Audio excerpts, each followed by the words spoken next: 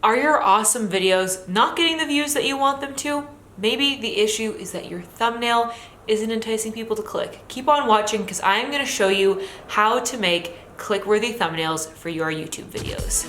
Hey, welcome back to my channel. My name is Katie Steckly, and here on my channel I love to talk all things travel, filmmaking, social media. So make sure you subscribe so you don't miss any of my future videos. I upload them every Sunday, Tuesday, and Friday. When we're thinking big picture about success on YouTube, it really comes down to this formula of two things: making an enticing promise to the viewer and delivering on that promise.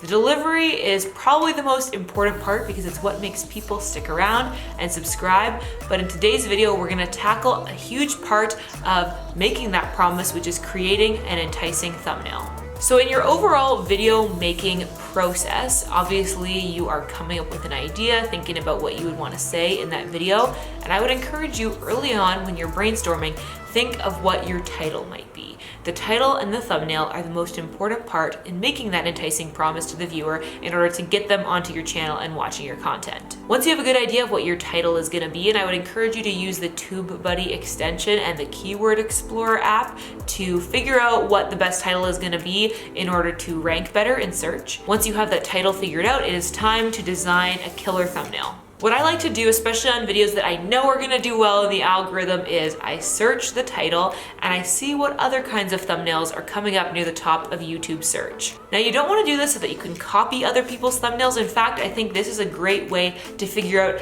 how you can stand out, because YouTube thumbnails have become so similar, even across genres, that it's easy to accidentally just do the same thing that everyone else is doing. So I would encourage you to go and see what those thumbnails look like and intentionally try to make something that is gonna stand out.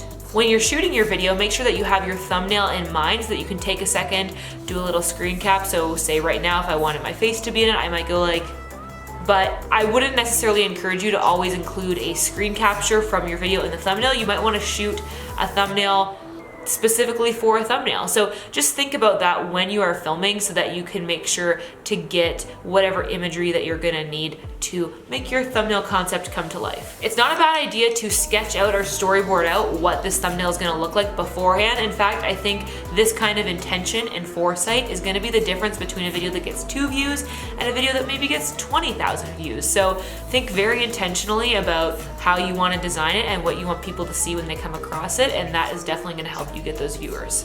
Now that we've got our concept in mind, let's open up Photoshop.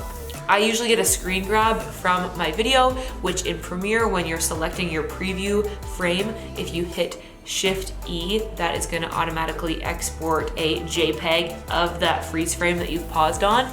Or I will use an image that I've shot specifically on my camera to use as a thumbnail. Here are a few tips to make specific elements of your thumbnail stand out and therefore make them more interesting to click on. Number 1, lighten a certain area of the image, probably your subject, maybe you, and darken the background. Even with a shallow depth of field on the lens that I'm using now, if I just use this screen grab of this frame right now, it's not gonna be as interesting to look at, especially in a stream of a bunch of other thumbnails. However, if I take this frame and I make myself lighter, make the background darker, I'm gonna stand out a lot more and be a little bit more interesting to look at. You might also wanna layer things in behind your subject like text or other icons to make the subject pop a little bit more. I think that in general, thumbnails with faces on them are gonna do better. So it's good to incorporate yourself, but then also to communicate the message of what the video is about.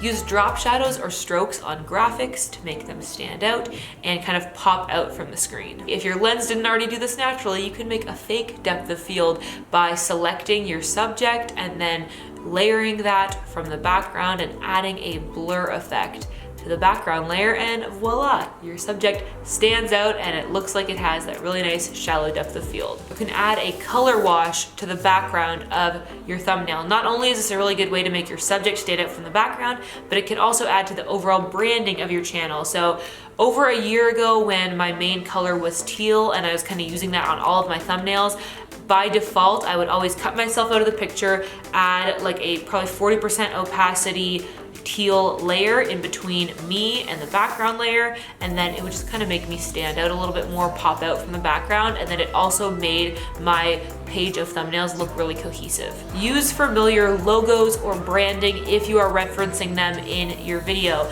This makes it feel more familiar. People kind of know what they're getting into. So this goes for any kind of tutorial. If it's a Premiere Pro tutorial, put that little Premiere Pro icon somewhere in the corner of your thumbnail so that people know what they're getting into. My Instagram video, the Instagram icon is on there. Anytime I talk about YouTube, I usually put a YouTube logo on the video thumbnail. Don't put text or important logos or imagery in the bottom right-hand corner because that is where the timestamp is gonna go.